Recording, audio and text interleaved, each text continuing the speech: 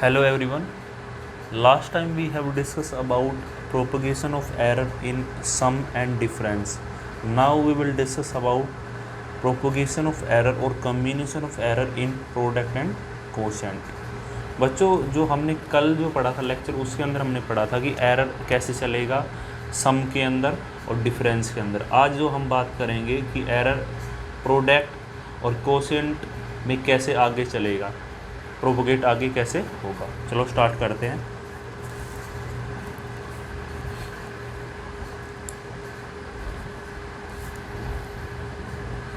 Error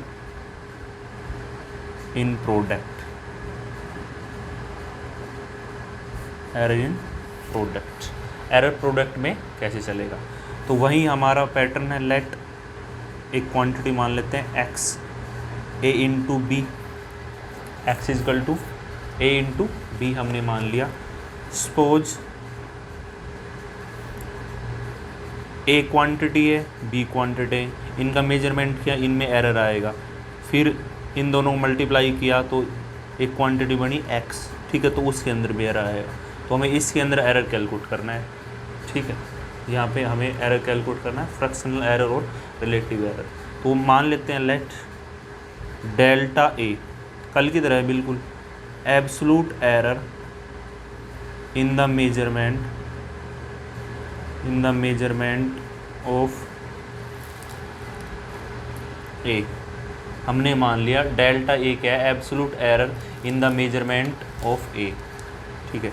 ऐसे ही बच्चों डेल्टा बी क्या, absolute error in the measurement of, same pattern पे, ठीक है, ये बी के मेजरमेंट के अंदर। Then delta X will be what, absolute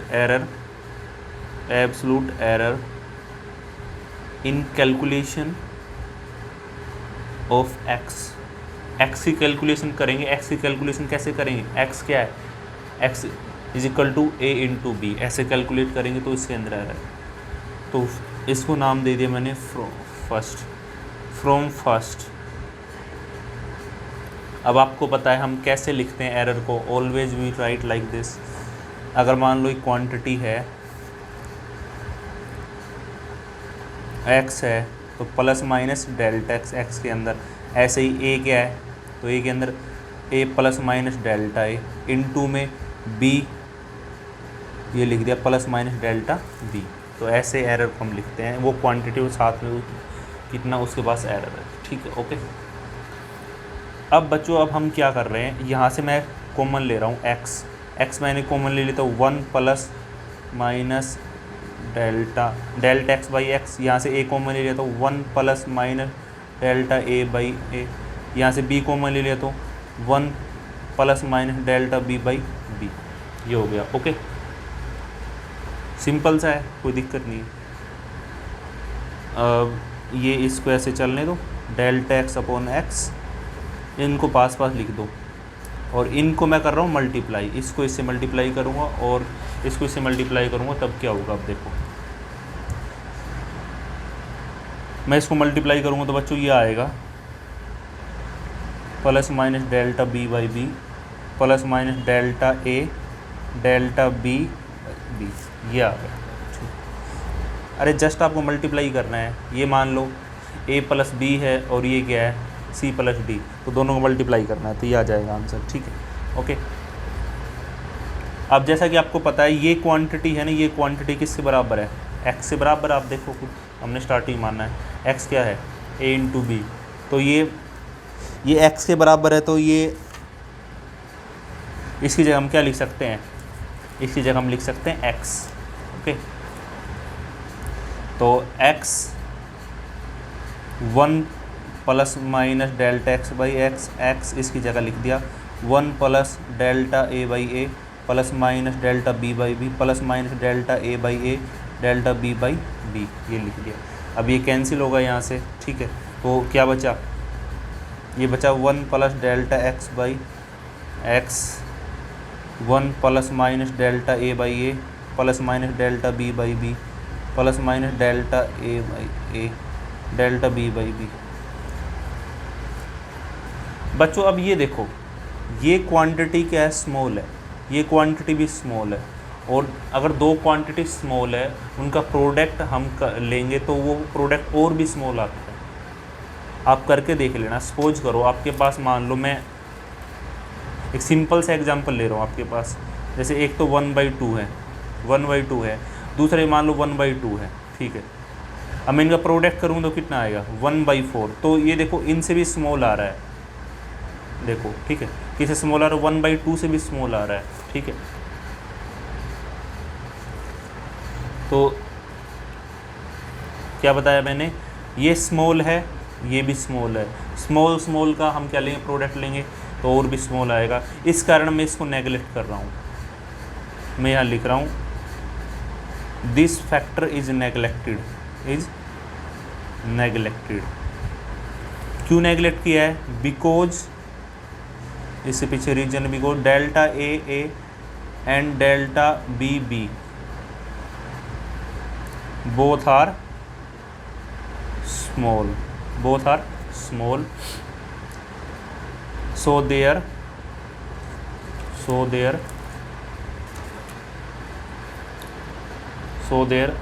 product also, ठीक है। इस कारण उनका प्रोडक्ट भी क्या होगा, स्मॉल होगा। तो मैंने इस फैक्टर को नेगलेक्ट कर दिया। अब देखो यहाँ पे ध्यान से देखो, अब ये तो कैंसिल हो जाएगा, ये तो कैंसिल हो जाएगा, इस साइड लेके आएंगे तो ये बच गया plus minus delta x by x और plus minus delta A by a plus minus delta b by b. तो ये हमारा आ गया बच्चों नेट रिजल्ट। इसको तो हमने नेगलेक्ट कर दिया, स्मॉल था, ठीक है। तो ये हमारा आ गया नेट रिजल्ट। अब ऐसे इसकी 4, ठीक है, पॉसिबल वैल्यू बन जाएगी। एक बार ये साइन ले लोगे दोनों, प्लस एक माइनस लेंगे, लेकिन हमें बात करनी मैक्सिमम पॉसिबल एरर की। तो maximum possible error, maximum fractional, या तो फ्रैक्शनल एरर आएगा ना, तो यहाँ पे जो आएगा मैक्सिमम फ्रैक्शनल एरर क्या आएगा बच्चों, delta x by x plus minus delta A by a plus delta b by b. मैंने आपको बताया था एरर को ऑलवेज आपको क्या करना है, ऐड करना है। तो ये आ गया। अगर आपको, ठीक है, कोई भी दो क्वांटिटी इसके अंदर प्रोडक्ट के अंदर है और उनके अंदर आपको एरर पता है, तो ठीक है, उनके प्रोडक्ट के अंदर जो एरर आएगा वो कितना आएगा, delta A by a plus delta b by b. यानी वो एरर अपॉन में क्वांटिटी, वो एरर और अपॉन में सेकंड क्वांटिटी, ये एरर आ जाएगा। मैक्सिमम पॉसिबल एरर हमेशा ऐसा करना है, ठीक है। और बाकी जब हम इसके क्वेश्चन करेंगे तो आपको अच्छे से समझ में आएगा, कोई दिक्कत नहीं है, सारे क्वेश्चन आपको सॉल्व आउट हो जाएंगे, ठीक है। अब हम बात करते हैं एरर इन कोशेंट।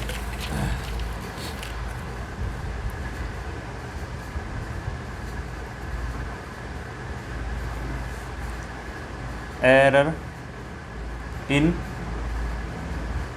क्वोशेंट, देखो एरर इन कोशेंट की बात कर रहा हूँ, यानी पी अपॉन क्यू की फॉर्म में। तो let x equal to a by b, तो वही पैटर्न चलेगा बच्चों, देखो वही same, delta a absolute error in the measurement of what, measurement of a, absolute error in the measurement of, delta b भी सेम लिखना है ऑफ बी, और delta x absolute error in calculation of x की calculation जब हम करेंगे उसके अंदर ये एरर, ठीक है।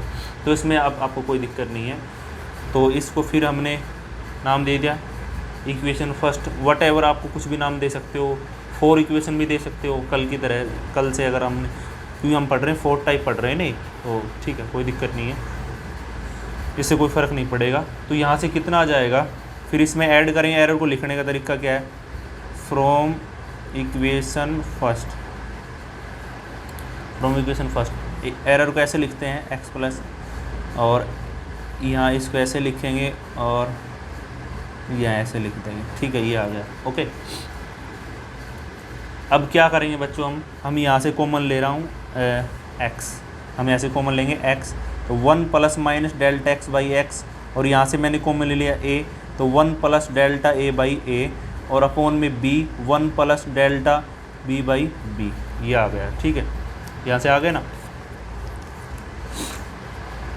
अब देखो मैं इसको ऐसे लिख सकता हूँ बच्चों, आप ध्यान से देखो, ए अपॉन बी, मैंने इसको तो लिख दिया, a plus minus delta A by a 1 plus minus delta b by b, और इसकी पावर -1, इसकी पावर क्या लिख दी, -1। देखो ऐसे लिखा जाएगा, ये तो मैंने ऐसे लिख दिया, ये ऊपर था तो इसकी तो पावर 1 ही है, ये ऊपर जाएगा तो ये पावर हो जाएगी -1। ठीक है,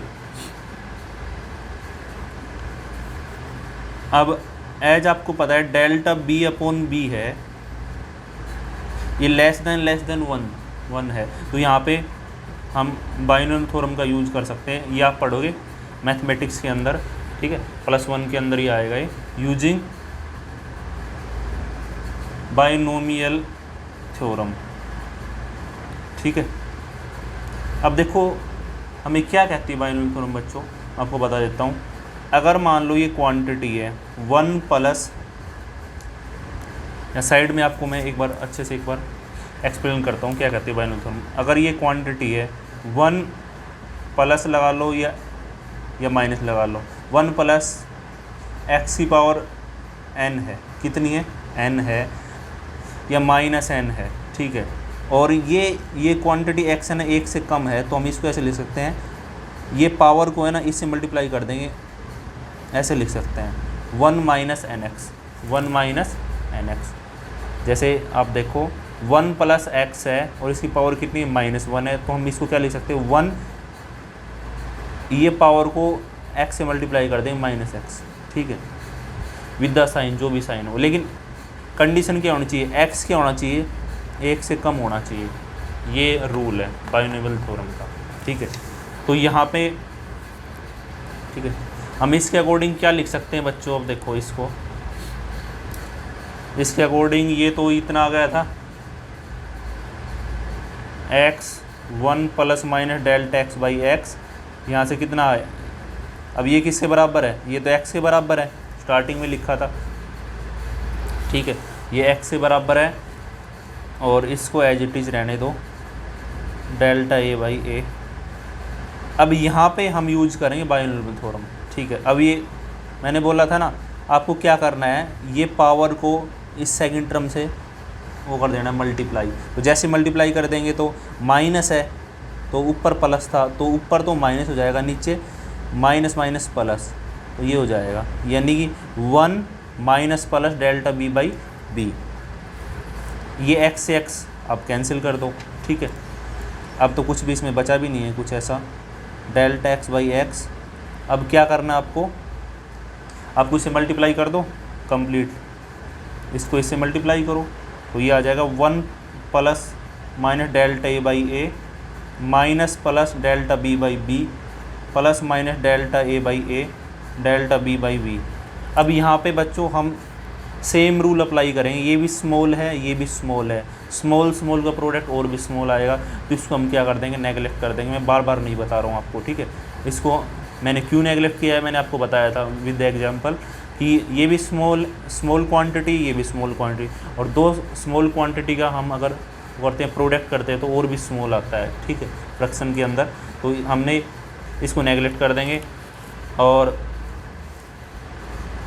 ये 1 तो कैंसिल हो जाएगा, तो क्या बच जाएगा, delta x by x plus minus delta x by x plus minus delta A by a minus plus delta b by b. तो ये हमारा आंसर आ गया। अब यहाँ से है ना 4 पॉसिबल केस बनते हैं कल की तरह, कोई दिक्कत नहीं है। एक बार दोनों में प्लस ले लो, एक बार दोनों में माइनस, एक बार इसको प्लस, एक बार इसको, वो लिखने की ज़रूरत नहीं है, लेकिन हमें तो कैलकुलेट करना है मैक्सिमम पॉसिबल एरर। तो मैं यहाँ पे लिख रहा हूँ